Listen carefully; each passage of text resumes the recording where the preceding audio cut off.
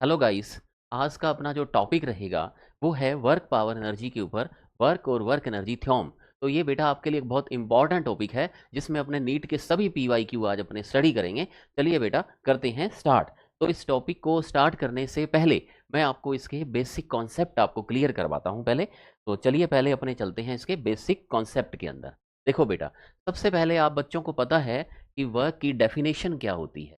जैसे मैं यहाँ पे आप बच्चों से पूछूं कि वर्क क्या होता है तो आप बच्चे कहेंगे कि फोर्स इनटू डिस्प्लेसमेंट होता है। वर्क क्या होता है बेटा? Force into displacement. भी हम किसी बॉडी के ऊपर फोर्स लगाते हैं और फोर्स लगाने से उसमें डिस्प्लेसमेंट होता है, तो फोर्स और डिस्प्लेसमेंट के मल्टीप्लिकेशन को वर्क बोलते हैं। ये अपने 9th-10th में पढ़ा हुआ है, लेकिन इसको बिल्कुल अच्छी फॉर्म में अगर हम बिल्कुल एग्जैक्ट फॉर्म में बात करें तो ये वर्क किसके इक्वल होता है बेटा? F vector dot D vector. यानी कि ये फोर्स और डिस्प्लेसमेंट के डॉट प्रोडक्ट के इक्वल होता है। डॉट प्रोडक्ट का मतलब होता है स्केलर प्रोडक्ट, इसीलिए वर्क कैसी क्वांटिटी होती है? एक स्केलर क्वांटिटी होती है। और डॉट का मतलब बेटा क्या होता है? Cos theta. तो हम इसे ऐसे भी लिख सकते हैं कि वर्क क्या होता है? F D cos theta. तो किसी सिस्टम पर या किसी बॉडी पर किया गया वर्क जब हम स्टडी करेंगे तो हम उसका फॉर्मूला क्या डिनोट करेंगे बेटा? बताओ। F D cos theta. तो हम इसका फॉर्मूला क्या डिनोट करेंगे बताइए? F D cos theta. तो वर्क होता है एफ डी कॉस थीटा। लेकिन बेटा ये जो वर्क का फॉर्मूला है ये कांस्टेंट फोर्स के लिए है। किसके लिए है? कांस्टेंट फोर्स के लिए। जनरल जो क्वेश्चन आते हैं वो दो टाइप के आते हैं, ठीक है। मैं आपको फर्स्ट टाइप के क्वेश्चन वो कराऊंगा जिसमें फोर्स कांस्टेंट होता है, लेकिन अगर फोर्स वेरिएबल हो तो हम क्या करेंगे इसको? फर्स्ट पॉइंट और second point. For variable force, variable force. अगर बेटा फोर्स वेरिएबल होता है तो हम क्या करते हैं? पहले हम स्मॉल डिस्प्लेसमेंट का वर्क स्टडी करते हैं। D W is equal to F dot D R. यहाँ डी आर क्या है? स्मॉल डिस्प्लेसमेंट है। और डी डब्ल्यू क्या है? स्मॉल वर्क है। तो स्मॉल डिस्प्लेसमेंट में वर्क भी क्या होगा? स्मॉल होगा। तो हम स्मॉल वर्क को पहले कैलकुलेट करके फिर हम इसका दोनों तरफ क्या करेंगे? इसका इंटीग्रेशन करेंगे इसका, ठीक है। तो इस फॉर्मूले का हम क्या करेंगे? इसका इंटीग्रेशन करेंगे। तो डब्ल्यू किसके इक्वल हो जाएगा? Integration F vector dot D are vector. Integration को सॉल्व कैसे करना होता है ये आपको हम न्यूमेरिकल्स में सिखाएंगे बेटा, है ना। तो इस तरह से हम इस इक्वेशन को दोनों साइड में इंटीग्रेशन करेंगे। कब? जब फोर्स क्या होता है हमारे पास? वेरिएबल फोर्स होता है, तब अपने इसका इंटीग्रेशन कर। थर्ड पॉइंट, ठीक है। फर्स्ट पॉइंट है कांस्टेंट फोर्स के लिए, सेकंड पॉइंट है वेरिएबल फोर्स के लिए, और थर्ड पॉइंट अपने इसमें जो थ्योरेटिकल पॉइंट थर्ड जो अपने को स्टडी करना है वो है work energy theorem. Work energy theorem. अब बेटा वर्क एनर्जी थ्योरम क्या होती है? क्या होती है वर्क एनर्जी थ्योरम? अगर हम इस फॉर्मूले को एक बार यहाँ पे मैं लिखता हूँ कि W is equal to integration F dot D R. इसको मैं थोड़ा सा चेंज करके अगर डिनोट करूँ तो मैं इसको बेटा ऐसे भी कह सकता हूँ F is equal to M A D R, ठीक है। क्योंकि फोर्स क्या होता है? मास इंटू एक्सीलरेशन होता है। आप सभी जानते हो कि फोर्स का क्या फॉर्मूला होता है? Mass into acceleration. और एक्सीलरेशन बेटा क्या होता है? D V by D T, change in velocity upon time.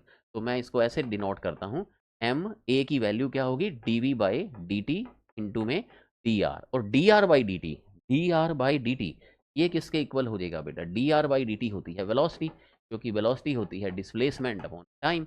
तो हम इस फॉर्मूले को ऐसे लिख सकते हैं, एम को बाहर लिख लो, इंटीग्रेशन वी डी वी, क्योंकि D R by D T क्या बन गया? यहाँ पे वी बन गया। अब इसका अगर हम इंटीग्रेशन करें लिमिट v1 से v2 लेके, तो हम बेटा इसको ऐसे कह सकते हैं, v की पावर 1 है ना, तो इसको ऐसे कहेंगे v2 की power 2/2 minus lower limit v1 की पावर 2/2। तो इस फॉर्मूले को हम ऐसे भी लिख सकते हैं, ये हाफ इसमें कॉमन आ जाएगा। तो w इज इक्वल टू क्या बन जाएगा? अगर हम हाफ को यहाँ पे कॉमन ले लें तो ये बन जाएगा half m in bracket v2 square minus v1 square. तो नेक्स्ट लाइन में, ठीक है, ये तो आपको एक्सप्लेन करने के लिए था फोर्स का फॉर्मूला, एक्सीलरेशन का और वेलोसिटी का। अब नेक्स्ट लाइन में क्या होगा यहाँ पर कि हम बेटा इसको ऐसे भी तो लिख सकते हैं कि W is equal to half M V two square minus half M V one square. तो W क्या बन जाएगा बताओ? K2 माइनस K1, क्योंकि ये तो काइनेटिक एनर्जी बन गई। K2 का मतलब फाइनल काइनेटिक एनर्जी, बाद वाली काइनेटिक एनर्जी। K1 का मतलब इनिशियल काइनेटिक एनर्जी। देखो बेटा, एक्चुअल में स्टार्ट में हमने बोला कि वर्क होता है फोर्स इंटू डिस्प्लेसमेंट। तो अगर हम बेटा फोर्स लगाएंगे, सोचो इस बात को, तो फोर्स होता है मास इंटू एक्सीलरेशन। तो फोर्स लगाएंगे तो उसमें बॉडी में एक्सीलरेशन होगा, ठीक है। और एक्सीलरेशन होगा तो उसकी वेलोसिटी में चेंज होगा। और वेलोसिटी में चेंज होगा तो मान लो पहले की वेलोसिटी v1 है, बाद की वेलोसिटी v2 है, तो वेलोसिटी में चेंज होगा तो उसकी काइनेटिक एनर्जी में भी चेंज होगा। तो इसका मतलब ये हुआ कि वर्क किसके इक्वल हो जाएगा, चेंज इन काइनेटिक एनर्जी। इस स्टेटमेंट को हम बोलते हैं वर्क एनर्जी थ्योरम बोलते हैं। तो जब भी बेटा किसी बॉडी के ऊपर हम वर्क करते हैं तो अगर उसकी काइनेटिक एनर्जी में चेंज हमें गिवन हो वहाँ न्यूमेरिकल के अंदर, तो हम वर्क का फॉर्मूला ये वाला लगाते हैं, चेंज इन काइनेटिक एनर्जी। ठीक है, तो वर्क के कितने फॉर्मूले हमने यहाँ पे स्टडी किए, फर्स्ट फॉर्मूला, सेकंड फॉर्मूला, और यहाँ पे हमने स्टडी किया थर्ड फॉर्मूला। एक बात याद रखिए, ये हमेशा बेटा टोटल वर्क होता है। अगर किसी बॉडी के ऊपर मान लो दो तरह के फोर्स लग रहे हों एक साथ, ऐसे भी अभी न्यूमेरिकल्स आएंगे, वो बातें हम न्यूमेरिकल्स में स्टडी करेंगे कि अगर बेटा दो तरह की वर्क हो रही हो, दो तरह के फोर्स लग रहे हों, तो टोटल वर्क कैसे लिया जाएगा, W1 प्लस W2। और काइनेटिक एनर्जी में चेंज, ये भी total total change in kinetic energy, ऐसे समझ लीजिए कि ये नेट चेंज होता है। ठीक है, total work total change in kinetic energy. Total मतलब इनिशियल और फिर लास्ट में फाइनल, बीच वाला स्टेटमेंट हमें नहीं लेना, इनिशियल और फाइनल लेते हैं, नेट चेंज। टोटल का मतलब नेट चेंज या नेट कह सकते हैं अपने। ठीक है, एक बात बेटा मैं आपको और एक्सप्लेन करता हूँ, तीन बातों के बाद एक फोर्थ बात जो कई बच्चों को वैसे तो आती होगी लेकिन कुछ बच्चों के लिए ये कई बार प्रॉब्लम बनती है, छोटी सी बात है बिल्कुल।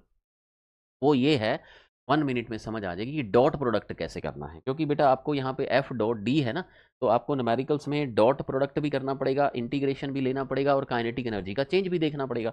तो डॉट प्रोडक्ट की एक जनरल सी बात बताता हूँ कि I dot I, I dot I ये 1 होता है, या जे डॉट जे ये भी क्या होता है, 1 होता है, और के डॉट के ये भी क्या होता है, 1 होता है। लेकिन अगर डिफरेंट वाले हों, जैसे आई कैप डॉट जे कैप, तो ये 0 होता है, या जे डॉट आई ये भी क्या होता है, 0 होता है। या डिफरेंट वाला कोई सा भी हो, आप तो ऐसे कह दो कि आई डॉट के क्या होगा, 0 होगा, या जे डॉट के या के डॉट जे ये 0 होगा। ठीक है, तो ये यूनिट वेक्टर्स जो होते हैं जो डायरेक्शन को रिप्रेजेंट करते हैं ना बेटा, आई कैप जे कैप के कैप, आई कैप जे कैप के कैप क्या होते हैं, जो डायरेक्शन को रिप्रेजेंट करते हैं। ठीक है, क्योंकि यहाँ पर फोर्स भी वेक्टर है, डिस्प्लेसमेंट भी वेक्टर है, और वेक्टर क्वांटिटी में डायरेक्शन के लिए एक्स डायरेक्शन को आई कैप से, वाई डायरेक्शन को जे कैप से, और जेड डायरेक्शन को के कैप से, और ये ओरिजिन होता है। ठीक है, तो वेक्टर की डायरेक्शन का, क्योंकि यहाँ बेटा फोर्स और डिस्प्लेसमेंट वेक्टर हैं, तो ये वेक्टर आपको आई जे के की फॉर्म में दिए होंगे, क्योंकि वेक्टर है तो इनमें डायरेक्शन होगी, तो डायरेक्शन आई होगी, जे होगी या के होगी, जो आपको गिवन होगी इस फॉर्म में।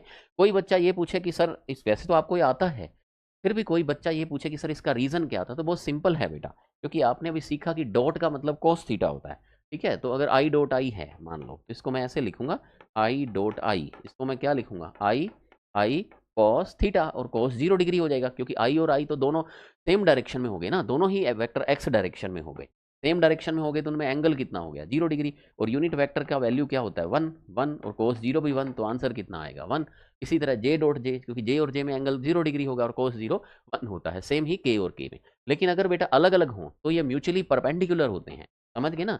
तो आई डॉट जे को मैं क्या लिखूंगा, आई जे कॉस 90 डिग्री, क्योंकि डॉट का मतलब कॉस थीटा होता है, और कॉस 90 क्या होता है, 0 होता है, तो ये 0 आ जाएगा। तो कोई भी दो अलग वाले हैं जे डॉट के, तो वो हमेशा किस पे होंगे, परपेंडिकुलर। ठीक है, एक्स वाई और जेड, जेड असल में क्या होता है, perpendicular to the paper, perpendicular to the notebook, या परपेंडिकुलर टू द बोर्ड। तो जेड हम ड्रॉ ऐसे किया, लेकिन जेड ये है। तो एक्स वाई जेड बेटा तीनों क्या होते हैं, म्यूचुअली परपेंडिकुलर होते हैं, इसलिए इनका डॉट प्रोडक्ट अलग अलग वालों में 0 आता है। तो ये बेटा थ्योरेटिकल पॉइंट जो मैंने आपको 4 पॉइंट्स बताए हैं, इनको सभी बच्चे नोट कर लें। ठीक है, बस इतनी सी बात है। अब अपने इसके ऊपर स्टडी करते हैं, अच्छे अच्छे न्यूमेरिकल्स अपने स्टडी करते हैं। अब जब न्यूमेरिकल्स करेंगे तो मैं आपको बिल्कुल इसके बेसिक लेवल के न्यूमेरिकल से लेकर टफ वाले, एडवांस वाले न्यूमेरिकल्स जितने भी PYQ आए हैं सारे अभी अपने स्टडी करेंगे बेटा। ठीक है, तो थ्योरी के एक बार नोट्स बना लीजिए वीडियो को पॉज करके, फिर अपने स्टार्ट करते हैं इसके न्यूमेरिकल नंबर 1। देखो बेटा, ये है आपके पास न्यूमेरिकल नंबर 1। इसको आप 1 मिनट सोच भी सकते हो, एक बार खुद भी इसको ट्राई कर सकते हो। देखो, ये सबसे बेटा बेसिक और सबसे सिंपल वाला न्यूमेरिकल है। एक बॉडी है, उस वो मूव कर रही है distance 10 metre along a straight line under a action of 5 newton force.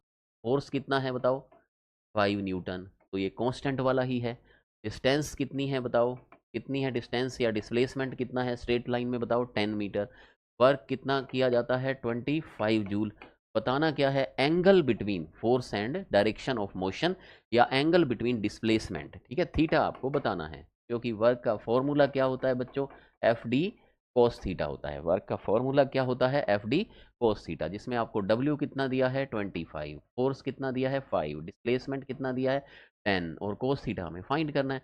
तो कोस थीटा क्या हो जाएगा बताओ, 25/50, यानी कि कोस थीटा किसके इक्वल हो जाएगा, हाफ। तो थीटा बच्चों कितना हो जाएगा, 60 डिग्री, क्योंकि कोस 60 की वैल्यू क्या होती है, हाफ होती है। ठीक है, तो ये हमारा जो थ्योरी का पॉइंट नंबर 1 था उसके ऊपर किया गया बेसिक एक क्वेश्चन है। चलिए बच्चों नोट करो, और अब हम चलते हैं न्यूमेरिकल नंबर 2 में।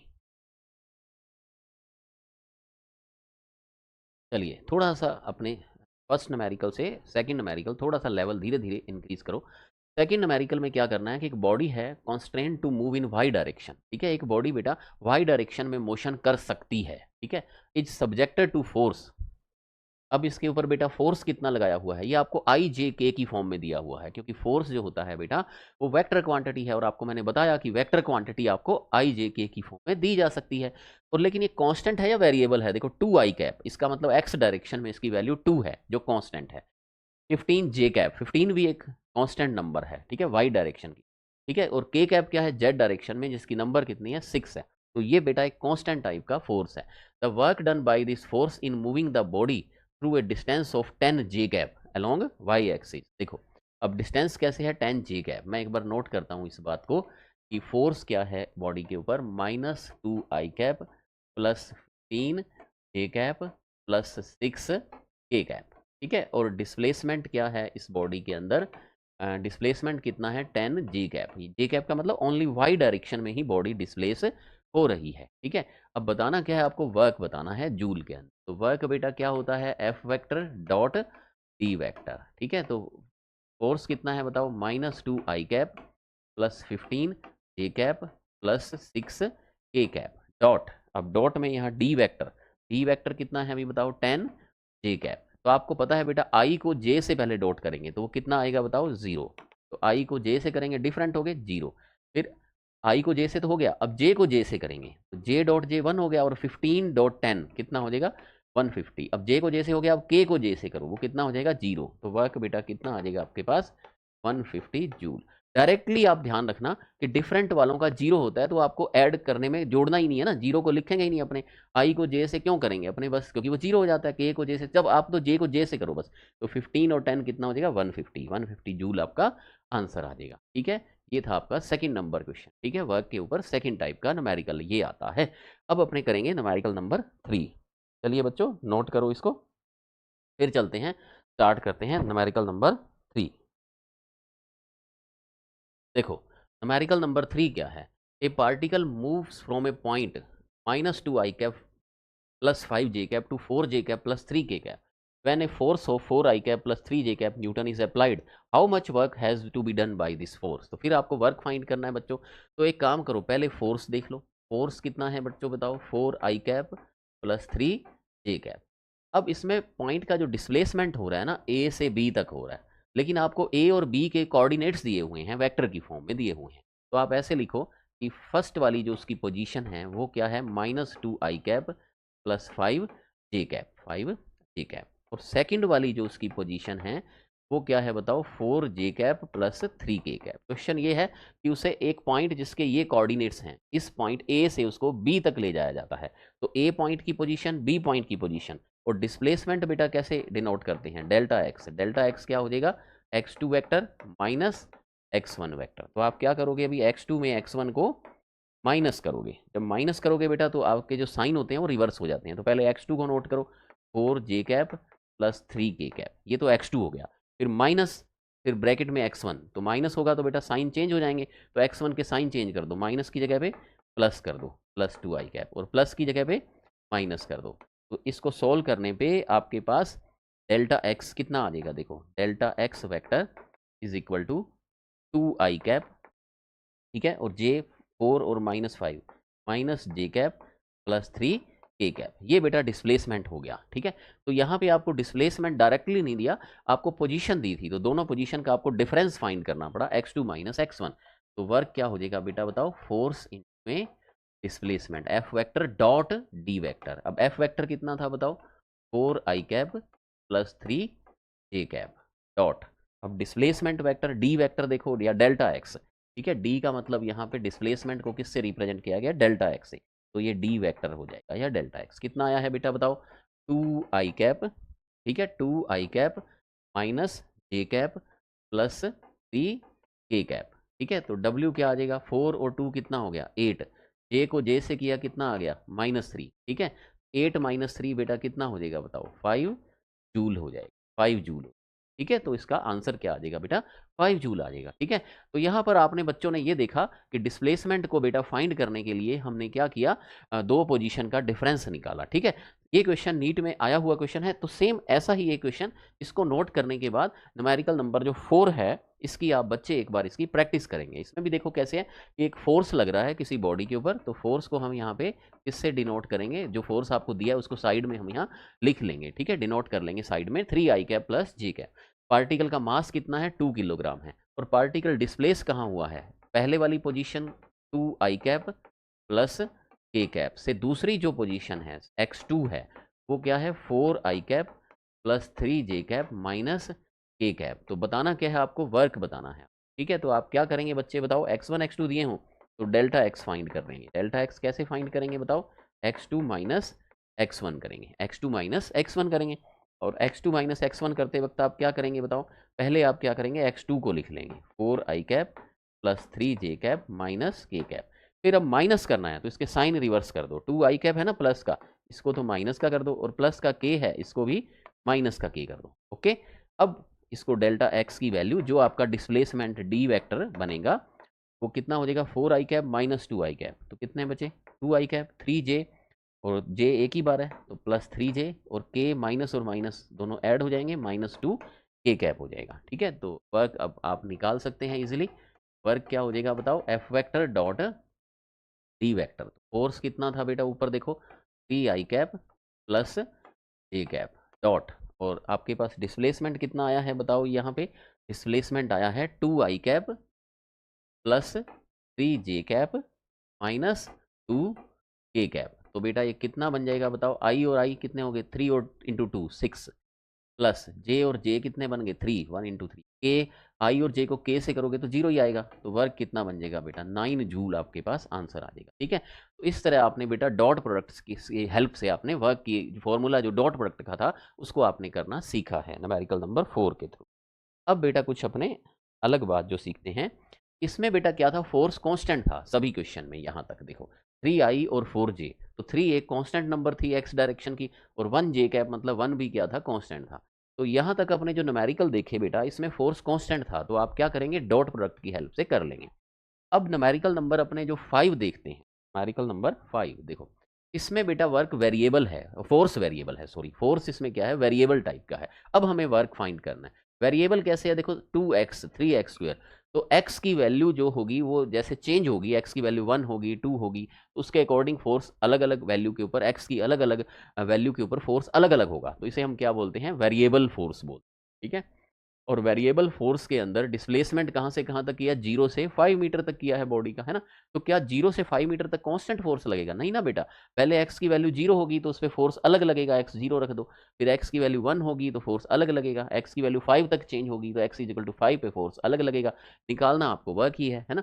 तो आपको मैंने सेकेंड पॉइंट बच्चों को क्या सिखाया था, सेकेंड पॉइंट मैंने ये सिखाया था कि वेरिएबल फोर्स होने पर W is equal to integration F dot D R. ठीक है, देखो आप थ्योरी के नोट्स जो आपको भी बनाए थे उसमें आपने ये काम किया था। ठीक है, integration F dot D R, clear.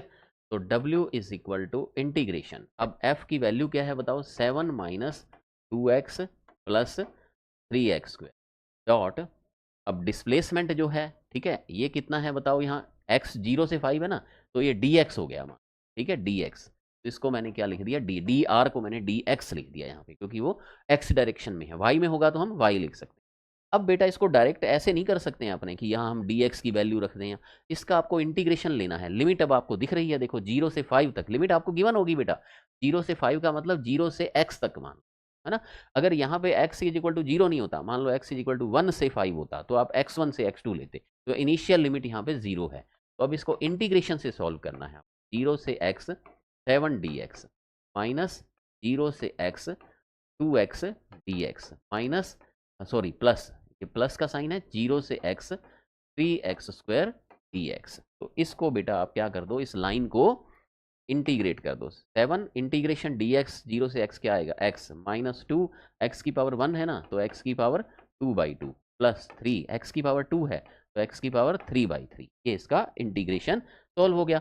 अब एक्स की वैल्यू 5 रख दो इसमें, तो w is equal to X की वैल्यू 5 रखोगे तो क्या बन जाएगा 35, यहाँ रखोगे 5 तो क्या बन जाएगा 25, यहाँ रखोगे 5 तो 5 का क्यूब, 3 से 3 तो कट गया ना, 5 का क्यूब कितना होता है बेटा 125 होता है, तो 125 में 25 गए तो 100 और 35, तो वर्क क्या आ जाएगा बेटा 135 जूल आ जाएगा, 135 जूल आ जाएगा। तो बेटा आपने क्या सीखा इसमें, वेरिएबल के केस में इंटीग्रेशन करना भी आपने सीख लिया। नोट कीजिए इस बात को, न्यूमेरिकल नंबर 5 को आप, ठीक है। इसमें आपने क्या सीखा है, वेरिएबल कंडीशन के अंदर इंटीग्रेशन करना आपने सीखा है। एक न्यूमेरिकल और करते हैं, एक PYQ और करते हैं जो नीट में, ये भी आया हुआ क्वेश्चन है नीट में, एक और देखो, तो इसको अब आप खुद बच्चे कर सकते हैं न्यूमेरिकल नंबर 6 को।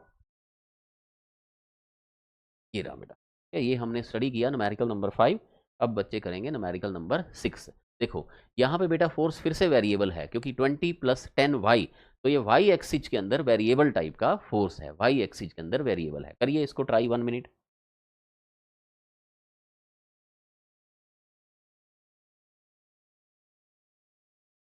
देखो y इज इक्वल टू 0 से 1 मीटर तक आपको वर्क फाइंड करना है, तो आप बच्चे क्या कहेंगे कि वेरिएबल कंडीशन में हमें integration f dot D Y, यहाँ आप शुरू से डी वाई ले लीजिए dr को, क्योंकि यहाँ y डायरेक्शन में है, बॉडी का जो डिस्प्लेसमेंट हो रहा है वो y डायरेक्शन में हो रहा है ना, तो फोर्स कितना है बेटा 20 + 10y डॉट डी वाई। इसको लिमिट क्या रहेगी, देखो y इज इक्वल टू 0 से 1 तक है, इसका मतलब ये 0 से y तक हो जाएगी, ठीक है, 0 से y तक हो जाएगी, ठीक है। और हम इसको क्या करेंगे, 0 से y 20 dy प्लस 0 से y 10y dy, तो वर्क क्या हो जाएगा बेटा, ये हो जाएगा 20y प्लस ये 10y की पावर 1 है तो y की पावर 2/2 हो जाएगा। और यहाँ y की वैल्यू बेटा कितनी रखेंगे बताओ 1 मीटर, तो यहाँ 1 रखो तो कितना आ जाएगा 20, और यहाँ 1 रखो तो कितना आ जाएगा 5, तो ये कितना आंसर आ जाएगा 25 जूल, ठीक है। तो ये 25 जूल आपका ये आंसर हो जाएगा, ठीक है बेटा। ये आपने वेरिएबल कंडीशन में वर्क का फॉर्मूला बनाना या वर्क के सोल्व करना अपने फॉर्मूले से सीख लिया, ठीक है, क्वेश्चन नंबर 6 को। नेक्स्ट बात न्यूमेरिकल नंबर 7 सीखते।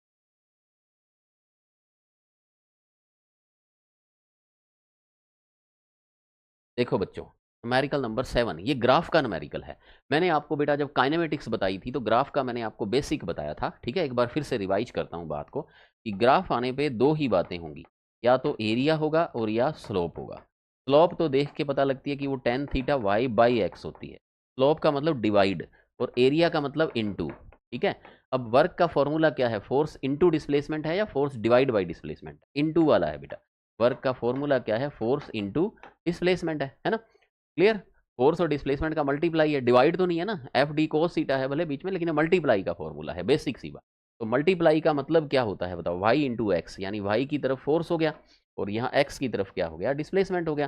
तो ये वर्क किसके इक्वल हो जाएगा, area, area under curve F x, ठीक है। एफ एक्स के अंडर का जो नीचे जो एरिया होता है, तो वर्क क्या होता है बताओ बेटा, यहाँ मैं लिख देता हूँ बात को, area under curve F x, या एरिया अंडर एफ एक्स करो, ठीक है, क्योंकि एरिया इसका एफ इंटू एक्स होगा और वर्क का फॉर्मूला क्या होता है, फोर्स इंटू डिस्प्लेसमेंट ही तो होता है। तो ग्राफ देखते ही आप या तो स्लोप देखो या एरिया देखो, सब दिख जाता है। स्लोप पूछता तो यहाँ स्लोप क्या होती, 0, यहाँ क्या होती नेगेटिव tan थीटा, निकाल लेते। एरिया पूछता है तो अब एरिया चाहिए आपको, स्लोप नहीं चाहिए, तो एरिया इसका देख लो। पहले रेक्टेंगल है, इसका एरिया देखो, लेंथ इंटू ब्रेड्थ, लेंथ कितनी है बेटा 3, ब्रेड्थ कितनी है 3, तो एरिया क्या हो जाएगा लेंथ इंटू ब्रेड्थ, प्लस यहाँ देखो ये ट्रायंगल है, ये वाला ट्रायंगल है तो half into base into height, तो हाफ इंटू बेस देखो बेटा कितना है 3 से 6, तो कितना हुआ 3, हाइट देखो कितनी है इसकी, half into base into height, 0 से 3 कितनी बनी 3, तो वह कितना आ जाएगा बेटा 9 + 9/2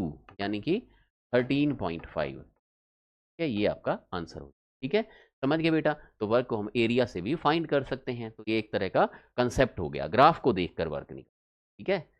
तो आप एक 5 कंसेप्ट भी याद रख सकते हो, 4 कंसेप्ट तो मैंने थ्योरी में लिखाए थे, आप 5 कंसेप्ट एक लाइन लिख सकते हो कि वर्क क्या होता है, area under curve F x, ठीक है। नेक्स्ट चलते हैं न्यूमेरिकल नंबर 8 में। न्यूमेरिकल नंबर 8 इसको आप करो बेटा, फिर से आपको देखते ही पता चल गया, ग्राफ दिया है और वर्क निकालना है, ठीक है। 12 मीटर तक, 0 से 12 तक वर्क निकाल, तो यहाँ पर तो बेटा क्या था, इतने पार्ट के अंदर तो क्या था, डिस्प्लेसमेंट हुआ ही नहीं है ना, यानी ग्राफ की स्टार्टिंग इसमें क्या हो रही है, यहाँ से हो रही है ग्राफ की स्टार्टिंग, ए से, ये लास्ट क्या हो गया बी, या ऐसे मान लो ए से बी गया फिर बी से सी गया।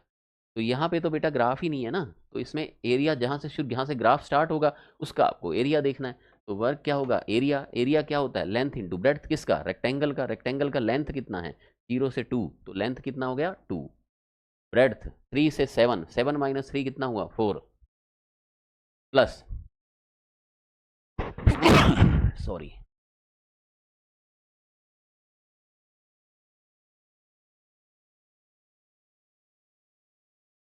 ठीक है बेटा, करो आगे, प्लस क्या होगा यहाँ पे half into base into height, ठीक है, तो बेस कितना है देखो 7 से 12 कितना हो गया 5, और हाइट कितनी है बताओ 2, तो वह क्या हो जाएगा बताओ 8 प्लस 5, 8 प्लस 5 कितना हो जाएगा बताओ 13, ये आपका आंसर आ जाएगा। समझ गए बच्चे सभी, 13 जूल आपका आंसर आ जाएगा, ठीक है,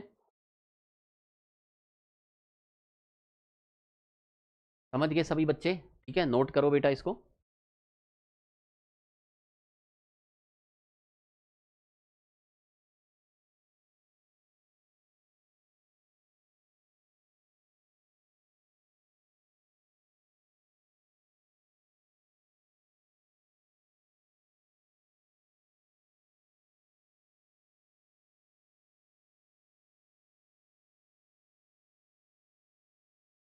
चलिए अब आगे चलते हैं, न्यूमेरिकल नंबर 9, देखो 9 नंबर देखो, इसमें क्या दिया देखो, बुलेट ऑफ मास 10 ग्राम, मास उसका कितना दिया है आपको बुलेट का 10 ग्राम, एक राइफल से निकलती है, इसकी इनिशियल वेलोसिटी है 1000, इनिशियल वेलोसिटी है 1000 metre, and strikes the earth at same level with the velocity of 500 metre per second, तो दूर जाके 500 मीटर पर सेकंड वेलोसिटी से अर्थ से टकराती है, ठीक है।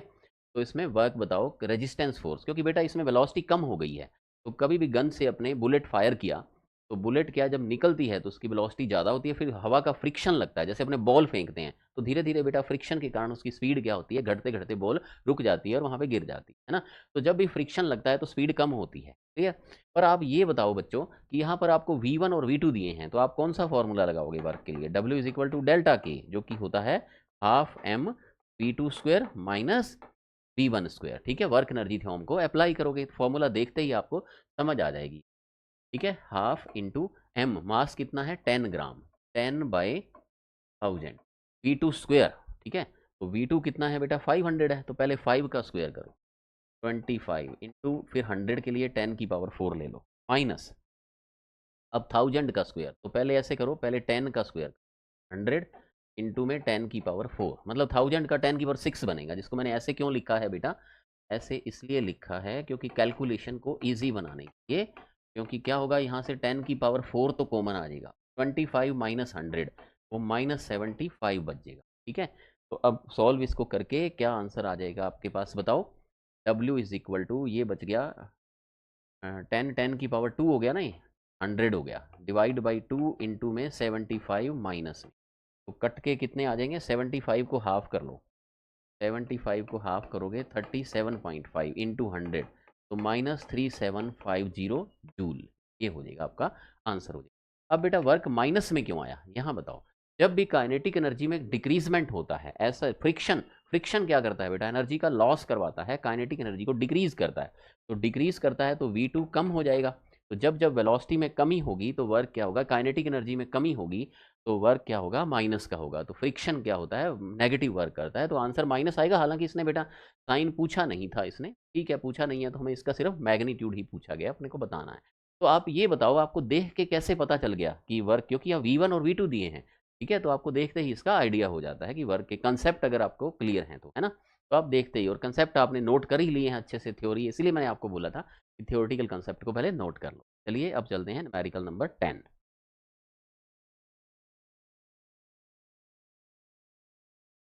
चलो बच्चों न्यूमेरिकल नंबर 10 देखो, 10 को करते हैं, देखो 10 नंबर न्यूमेरिकल को देखो, इसमें क्या है कि एक ऑब्जेक्ट है moving along A horizontal x direction with kinetic energy 10 joule, तो काइनेटिक एनर्जी आपको कितनी दी है 10 जूल, और इसका डिस्प्लेसमेंट एक्स जो है 3 आई कैप है, तो आपको डिस्प्लेसमेंट दिया है 3 आई कैप मीटर से डिस्प्लेस किया जाता है, जिसमें फोर्स कितना अप्लाई किया जाता है, -2i cap plus 3j cap.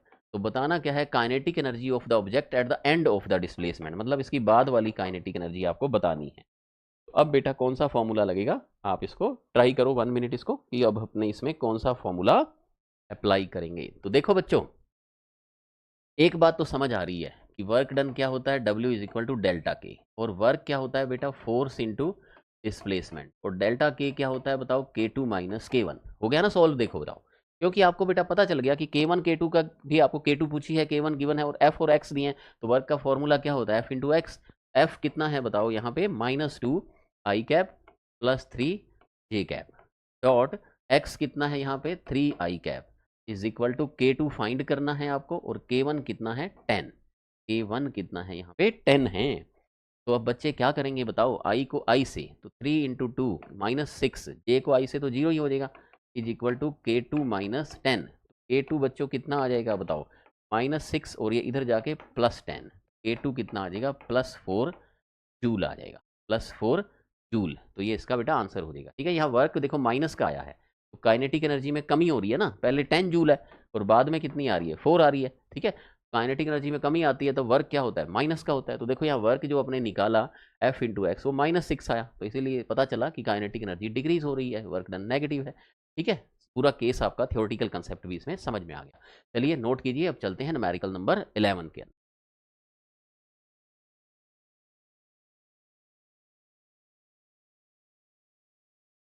चलिए बच्चों, 10 नंबर हो गया सभी बच्चों का, 10 नंबर क्वेश्चन हो गया। अब अपने चलते हैं क्वेश्चन नंबर 11 में। देखो बेटा, 11 नंबर न्यूमेरिकल, ये बेटा आपका नीट 25 का क्वेश्चन है, ये है नीट 25 का न्यूमेरिकल है। देखो इसमें आपको क्या दिया है, पहले मैं आपको क्वेश्चन एक्सप्लेन करता हूँ। Kinetic energy of two similar car A and B are this. तो आपको क्या है बेटा, इसमें दो कार को कंपेयर किया गया है, एक कार ए है और एक कार है बी। इसकी जो काइनेटिक एनर्जी है स्टार्टिंग वाली वो 100 है, और इसकी जो K1 है वो कितनी है, 225 है। ठीक है, on applying brakes car A stop होती है 1000 मीटर पे और बी स्टॉप होती है 1500 मीटर पे, यानी कि ये जो डिस्टेंस चलती है ये 1000 मीटर चलती है, और ये वाली जो कार है ये डिस्टेंस चलती है 1500 मीटर चलती है, उसके बाद स्टॉप हो जाती है, तो इनकी काइनेटिक एनर्जी 0 हो जाती है। मतलब दोनों की इनिशियल काइनेटिक एनर्जी आपको अलग अलग दी है, और फाइनल काइनेटिक एनर्जी इनकी 0 हो जाती है, क्योंकि दोनों कार रुक जाती है ना बेटा। ठीक है, और ब्रेक लगाने के बाद, और ये काइनेटिक एनर्जी कम थी, इसकी थोड़ी ज़्यादा थी, तो ये थोड़ा दूर जाके रुकती है। ठीक है, ये कंसेप्ट है क्लियर। तो इसको रोकने के लिए जो फोर्स लगाया, यहाँ एफ ए लगाया है, यहाँ एफ बी लगाया है, तो आपको दोनों का रेशियो बताना। ये हो गया न्यूमेरिकल।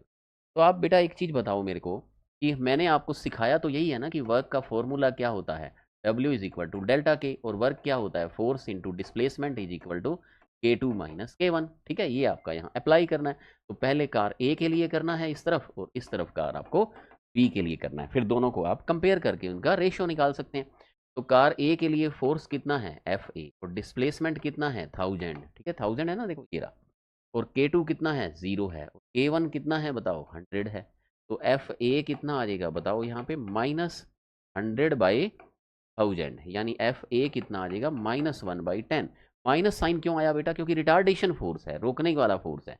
ठीक है, तो रोकने वाला रिटार्डेशन फोर्स है, इसलिए नेगेटिव उसकी डायरेक्शन को इंडिकेट करता है। अब बी कार के लिए देखिए, बी कार के लिए बच्चों फोर्स क्या होगा बताओ, एफ बी। डिस्टेंस कितनी चल के रुकती है बताओ, 1500। K2 0 और K1 कितना है, 225 है। ठीक है, तो एफ बी बेटा कितना आ जाएगा, -225/1500 आ जाएगा। ठीक है, ये आपके पास एफ बी की वैल्यू आ जाएगी। इसको कट करके आप इसको सोल्व कर लीजिए। ठीक है, क्लियर। तो इसको कट कीजिए, किस पे इसको कट करोगे बताओ, 25 पे कट करोगे। ठीक है, तो 25 पे कट करोगे तो ये आ जाएगा 60, और ये आ जाएगा 9, तो ये आ जाएगा बेटा 9/60। इसको फर्दर फिर 3 पे कट कीजिए, 3/20। ठीक है, एक बार चेक कर लीजिए, तो ये कितना आ जाएगा बेटा, 3/20 आ जाएगा। ठीक है, अब बेटा इसका रेशियो देख लीजिए, F A by F B. सही है ना बेटा, 25 पे कटा, 20 × 25 × 6, ठीक है, 60 हो रही है। ठीक है, क्लियर। तो F A by F B, minus से माइनस तो कट ही जाएगा, तो 1/10, ये कितना है, 3/20 है। तो बेटा कितना बन जाएगा ये बताओ, ये आपका बन जाएगा 2/3। ये आपका आंसर, ये बेटा कितना अच्छा क्वेश्चन है, नीट 25 का क्वेश्चन, ठीक है। नोट कीजिए इस क्वेश्चन को, ठीक है, इंपॉर्टेंट लगाइए इसके ऊपर। कितना अच्छा आपका क्या है, दोनों कंसेप्ट एक साथ ज्वाइन करता है ये, कि वर्क का फॉर्मूला डेल्टा के भी होता है और एफ इंटू एस भी होता है, और फोर्स का रेशियो बताया, माइनस साइन का मीनिंग भी सीखा। तो 11 नंबर आपका बहुत ही अच्छा एक न्यूमेरिकल था। चलिए अब अपने चलेंगे न्यूमेरिकल नंबर 12 में। देखो ये है बेटा न्यूमेरिकल नंबर 12 है, ठीक है। देखो इसमें क्या है, एक पार्टिकल का मास आपको गिवन है 10 ग्राम, मास कितना गिवन है आपको 10 ग्राम, और वो एक सर्कल ऑफ रेडियस कितनी गिवन है सर्कल की बताओ 6.4 सेंटीमीटर। कांस्टेंट टेंजेंशियल एक्सीलरेशन लगता है, ठीक है, और magnitude of acceleration, what is the magnitude of acceleration, तो आपको इसका टेंजेंशियल एक्सीलरेशन आपको फाइंड करना है, क्योंकि बेटा जब कोई बॉडी घूमती है ना तो उसके ऊपर एक सेंट्रीपिटल एक्सीलरेशन लगता है, ठीक है, और एक टेंजेंशियल एक्सीलरेशन। नेक्स्ट अपना चैप्टर सर्कुलर मोशन होगा जल्दी, ठीक है। लेकिन यहाँ मैं आपको जो छोटी सी एक बात बताऊंगा उसकी बात, kinetic energy becomes equal to इतनी हो जाती है by the end of second revolution after the beginning of motion. देखो मतलब इसकी बाद की जो काइनेटिक एनर्जी है, जो कि सेकंड रेवोल्यूशन के बाद, तो वो डिस्टेंस कितनी चला है सेकंड रेवोल्यूशन, 2 इंटू में 2 पाई आर, यानी 4 पाई आर हो जाएगी। 4 पाई आर डिस्टेंस चलने के बाद सर्कुलर मोशन में बेटा डिस्टेंस सर्कल में चलेगा, और 2 रेवोल्यूशन के बाद तो 2 रेवोल्यूशन में कितनी डिस्टेंस चलेगा 2 पाई आर, 2 पाई आर कितनी हो जाएगी 4 पाई आर। शुरू में काइनेटिक एनर्जी जीरो थी, बिगिनिंग ऑफ द मोशन, जो मोशन को स्टार्ट किया था। तो देखो बेटा फिर आपको K1 K2 दी है, तो W का कौन सा फॉर्मूला चलेगा डेल्टा के, और वर्क होता है फोर्स इंटू में displacement is equal to delta K, ये क्या हो जाएगा K2 माइनस K1। क्वेश्चन ये है कि एक सर्कल है, एक सर्कुलर सर्कल के अंदर पार्टिकल घूमता है, पार्टिकल सर्कुलर मोशन कर रहा है, सर्कल के अलोंग घूमता है, और इसमें यहाँ टेंजेंशियल एक्सीलरेशन लग रहा है इसके ऊपर, ठीक है। तो बेटा जो टेंजेंशियल एक्सीलरेशन जो है उसको लगातार उसको क्या करता है, उसकी स्पीड को बढ़ा रहा है उसकी, ठीक है। तो 2 चक्कर के बाद उसकी काइनेटिक एनर्जी इतनी हो जाती है, स्टार्टिंग में कितनी थी 0 थी।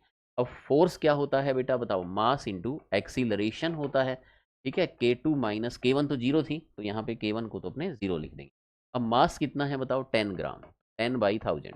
अब देखो आप एक्सीलरेशन कितना है फाइंड करना है, डिस्टेंस कितनी आप लोगे 4 पाई आर, है, क्योंकि 2 साइकिल हुए। K2 आप कितनी लोगे, K2 की वैल्यू अपने पास है, अपने नोट कर लेंगे, है ना। आप तो ऐसे करो मास को भी अभी एक बार m ही रहने दो, ठीक है। नेक्स्ट में अपने सभी डाटा एक साथ पुट अपने कर देंगे। तो आपको AT बताना है, कितना हो जाएगा K2/m इंटू में 4 पाई आर, ये हो जाएगा। अब इसमें K2 कितनी है आपके पास बताओ, 8 इंटू 10⁻⁻⁴, ठीक है, क्लियर। और मास कितना है बताओ 10 ग्राम था ना, 10 ग्राम, तो 10/1000, 1000 ऊपर आ जाएगा। 4 इंटू में पाई की वैल्यू 3.14, और आर कितनी है आपके पास, रेडियस कितनी है 6.4 सेंटीमीटर, तो 6.4 डिवाइड बाई 100 मीटर बना दिए, ठीक है। अब इसको बेटा आप कट करो, देखो क्या होगा इसमें, 0 से ये 0 कट गई, और ये 3 और 1 4 उससे कट गए, ठीक है। अब यहाँ 8 बच गया, 4 से ये कट के कितना आ गया 2, और 2 से ये कट के कितना आ गया 3.2, और 3 इंटू 3 ये ऑलमोस्ट क्या आएगा, 3 इंटू 3 9 होते हैं ना, उससे थोड़ा ज़्यादा, तो ऑलमोस्ट 1/10, तो कितना आंसर आ जाएगा ऑलमोस्ट 0.1 मीटर पर सेकेंड स्क्वायर, ठीक है। क्लियर, कैलकुलेशन तो आप कर लोगे, कंसेप्ट एक बार और रिवाइज कर देता हूँ। बड़ी सिंपल सी बात है कि वर्क होता है चेंज इन काइनेटिक एनर्जी, ठीक है।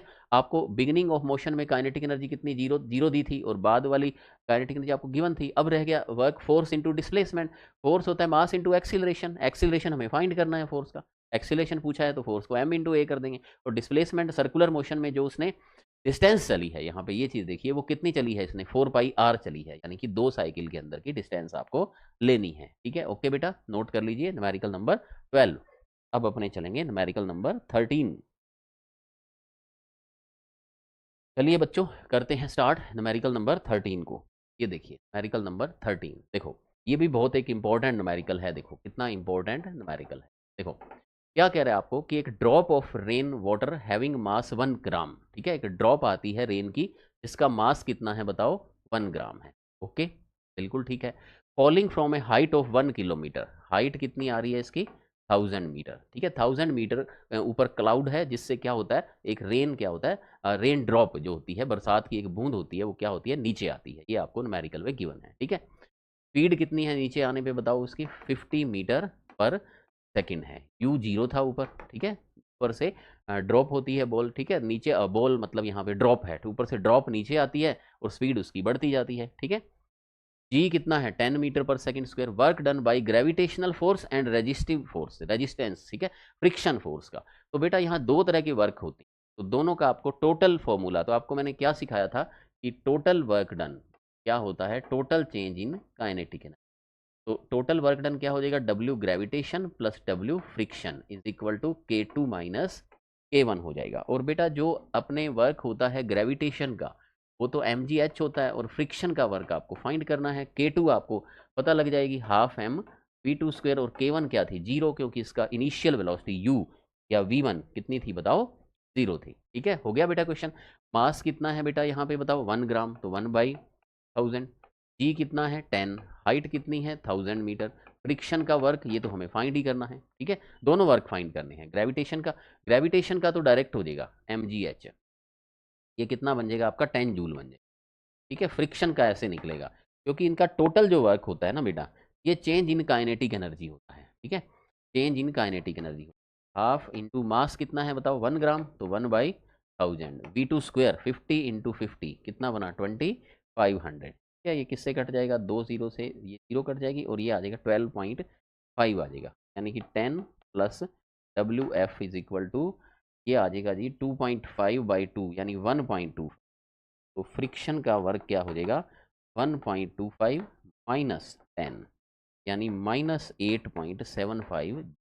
ठीक है, तो ये हो जाएगा फ्रिक्शन का वर्क जो माइनस होगा, और ये हो जाएगा ग्रेविटेशन का वर्क जो है 10 जूल। ठीक है बेटा, समझ में आ गई बात है। तो यहाँ पे हमने टोटल वर्क डन हमने फाइंड किया, क्लियर।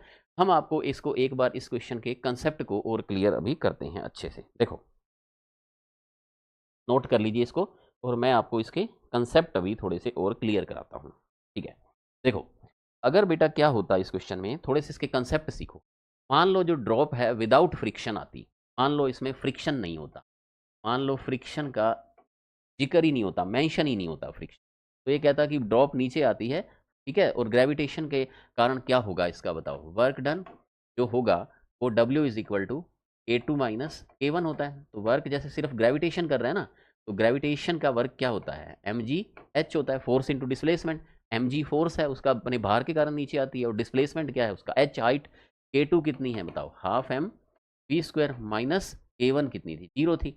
अब बेटा क्या होगा, m से m तो कट जाएगा, और V स्क्वायर क्या आ जाएगा 2gh आ जाएगा, तो V कितना आ जाएगा अंडर रूट 2gh, 2 × g 10, और हाइट कितनी थी वहाँ पे 1000 मीटर थी, तो ये V कितना आ जाएगा, V कितना आ जाएगा यहाँ पे 100√2, और √2 कितना होता है बताओ 1.414, तो ये कितना आ जाएगा 141, वेलोसिटी क्या आ गई 141.4 मीटर पर सेकेंड। ठीक है, अगर फ्रिक्शन नहीं होता तो इस वेलोसिटी से वो नीचे आती ड्रॉप। ठीक है, पर यहाँ पर बेटा वेलोसिटी उसकी कम हो गई है ना 50, इसका मतलब फ्रिक्शन ने अपना रोल प्ले किया है, फ्रिक्शन के कारण स्पीड क्या होगी कम हो गई, और फ्रिक्शन का वर्क भी कैसा होता है माइनस का होता है, जो काइनेटिक एनर्जी को डिक्रीज कर देता है। ठीक है, समझ आ गए। तो अगर इसमें ये बात पूछता ना कि विदाउट फ्रिक्शन क्या होता, ठीक है, विदाउट फ्रिक्शन उसकी जो वेलोसिटी है वो 50 से काफ़ी ज़्यादा रहती। ठीक है, 141 रहती। क्लियर, अगर ये क्वेश्चन विदाउट फ्रिक्शन का होता। फ्रिक्शन को डिस्कस किया है तो यहाँ ग्रेविटेशन प्लस फ्रिक्शन दोनों का अपने वर्क लेंगे। ठीक है, और अकेला ग्रेविटेशन का वर्क पूछा हो तो mgh फोर्स इंटू डिस्प्लेसमेंट होता है। ठीक है, ये बेटा हमारा एक न्यूमेरिकल था बहुत अच्छा 13 नंबर। अब चलिए 14 नंबर देखो। 14 नंबर क्या है, इसमें क्या है, force act on A 3 gram particle, particle का मास आपको कितना दिया हुआ है जी 3 ग्राम।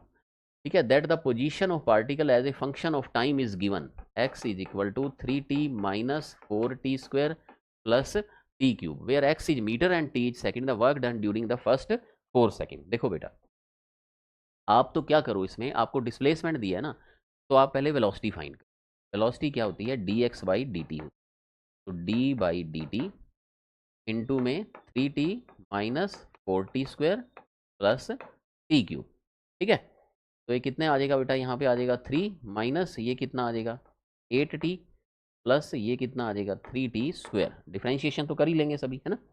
अब बेटा आपके पास वेलोसिटी आ गई, अब वर्क पूछा है फर्स्ट 4 सेकंड का, इसमें t1 की वैल्यू पहले 0 रखो, फिर 4 रखो t2 की वैल्यू, तो जब यहाँ वैल्यू 0 रखेंगे तो v1 कितना आ जाएगा आपके पास 3 आ जाएगा। ठीक है, t की वैल्यू 0 रखने पे, और जब t की वैल्यू 4 रखेंगे तो यहाँ पे 3 माइनस 32 8 इंटू 4 32 प्लस यहाँ 4 रखेंगे, 4 का स्क्वायर 16 प्लस 3 कितना आ जाएगा 48 आ जाएगा। ठीक है, क्लियर। तो अब यहाँ पे जो आपका V2 कितना आ जाएगा आपका बेटा, यहाँ पे V2 कितना आ जाएगा, देखो यहाँ 32 है और वो कितना है 48 है। ठीक है, तो कितना आ जाएगा 16 और 3 कितना हो जाएगा यहाँ पे बताओ 19 मीटर पर सेकेंड आ जाएगा। अब बेटा वर्क क्या होता है, W is equal to delta K, तो ये क्या होता है half M V2 square minus V1 square. तो आप इजीली अब वर्क को फाइंड कर सकते हो। m की वैल्यू कितनी है, मास कितना है, देखो 3 ग्राम, 3/1000 और V2 स्क्वायर का मतलब 19 का स्क्वायर और V1 स्क्वायर का मतलब क्या है 3 का स्क्वायर। ठीक है, तो आप अभी क्या करेंगे यहाँ पे 19 का स्क्वायर कर लीजिए। ठीक है, 19 का स्क्वायर, 19 का स्क्वायर बेटा 19 का स्क्वायर क्या है आपको याद ही होगा। ठीक है, नहीं याद है तो करके देखो साइड में, 19 इंटू 19 करके देखो 2 मिनट साइड में कितना आता है 361 आएगा। ठीक है, तो ये क्या आ जाएगा 3/2000, 2 में 361 माइनस 9, 361 में 9 गए कितना बचेगा 352, 3/2000, 2 में 352 आ जाएगा। ठीक है, तो 2 से 352 को कट कर दो। ठीक है, 352 को कट करेंगे ना जब तो ये कितना आएगा 352 का हाफ कर लो कितना होता है 176। ठीक है, 176 आएगा उसका हाफ। ठीक है ना, 175 होता तो मतलब वो 350 बनता ना वो। ठीक है, तो वर्क डन क्या बन जाएगा 3/1000 इंटू में, ठीक है 352 का हाफ कर लो क्या होगा 176 हो जाए। ठीक है, 170 का 340 होता है ना, तो देखो तो इसको 3 से मल्टीप्लाई कर लो, 528 डिवाइड बाई 1000 इंटू में 10⁻³ जूल, ये बेटा आपका आंसर आ जाएगा। ठीक है, तो इसको आप क्या कहेंगे almost equal to 530 milli joule. ठीक है, ये अप्रॉक्स में है 530 मिली जूल, 10⁻³ मिली हो जाएगा, 528 को 530 लिखा हो। समझ गए बेटा, कैलकुलेशन तो आप कर लोगे अपने आप मेरी बात ये सुनो कि आपको जब बेटा डिस्प्लेसमेंट दिया हो तो आप क्या करेंगे वेलोसिटी, क्योंकि वर्क तो बेटा वेलोसिटी से आएगा ना, half W is equal to क्या होता है half M V2 square minus V1 square, तो आपको V1 V2 चाहिए होंगी। तो इसी कंसेप्ट के ऊपर मैं आपको एक बार प्रैक्टिस और करवाता हूँ, क्योंकि नीट में ये एक बार और ये क्वेश्चन आया हुआ है। ठीक है, ये कई बार आता है क्वेश्चन, तो मैंने इनके 2 बार आपको मैंने प्रैक्टिस कर दी, तो इस टाइप के बेटा क्वेश्चन आते हैं। ये अपना लास्ट क्वेश्चन है 15 आज की क्लास का। देखो इसमें बेटा क्या है आपको S दिया हुआ है, S आपको कितना दिया हुआ है 1/3 टी स्क्वायर और वर्क पूछा है। तो आप जैसे ही तुरंत आपके माइंड में ये बात आ जाएगी कि यहाँ से हम पहले वेलोसिटी निकालेंगे ds/dt। ठीक है, जो कि d/dt इंटू में t²/3, तो वेलोसिटी बच्चों कितनी आ जाएगी आपकी यहाँ पर 1/3 तो बाहर आ जाएगा और टी स्क्वायर का क्या होता है 2t, तो 2/3t आ जाएगी, ये आपकी वेलोसिटी आ गई। अब आप क्या करोगे, कहाँ कब तक का वर्क पूछा है 2 सेकंड में, तो पहले टाइम की वैल्यू 0 रखोगे। जब v1 कितना आ जाएगा, जब यहाँ t की वैल्यू 0 रखेंगे तो v1 भी 0 आ जाएगा। फिर t की वैल्यू बाद वाली कितनी है बताओ, यहाँ पे बाद वाली 2 सेकंड, तो v2 कितना आ जाएगा, यहाँ 2 रखो तो कितना आ जाएगा 4/3 मीटर पर सेकंड। और पूछा है आपको वर्क, तो वर्क क्या हो जाएगा बताओ half m V2 square minus V1 square. ठीक है, ऐसे आप वर्क फाइंड कर लेंगे। ठीक है, कितनी सिंपल बात है बच्चों। तो वर्क क्या हो जाएगा हाफ, और मास आपको कितना दिया है 3 किलोग्राम, V2 का स्क्वायर 16/9 और V1 तो 0 ही था, तो W कितना आ जाएगा 2 से 16 कट जाएगा 8, तो 3 से 9 8/3 जूल, ये आपका आंसर हो जाएगा। 8/3 जूल आपका आंसर हो जाएगा। समझ गए सारे बच्चे। तो इस तरह से बेटा आपने क्या किया, नोट कर लीजिए इसको एक बार 15 क्वेश्चन को, और इसके बाद जरा सोचिए एक बार 1 मिनट आप ये बात सोचो कि मैंने आपको बेटा जो कॉन्सेप्ट बताए थे वर्क फाइंड करने के, इससे आपके सब तरह के न्यूमेरिकल सॉल्व हो जाते हैं। आपने न्यूमेरिकल प्रैक्टिस भी सीख ली, ठीक है, और शॉर्ट नोट्स भी बन गए हैं जो अपने एग्जाम में बहुत क्विक रिवीजन में काम आते हैं। ठीक है बेटा, तो इसको अच्छे से इसके पूरे लेक्चर के नोट्स बना लीजिए, तो आप नीट में जितने भी क्वेश्चन आए हैं पिछले 30 ईयर्स के अंदर, ठीक है, वो आपने सब तरह के क्वेश्चन अच्छे से सीख लिए हैं। चलिए बेटा जल्दी ही मिलते हैं नेक्स्ट क्लास के अंदर। ओके ठीक है, नेक्स्ट क्लास के अंदर नए क्वेश्चन के साथ जल्दी ही मिलेंगे। Wish you all the best.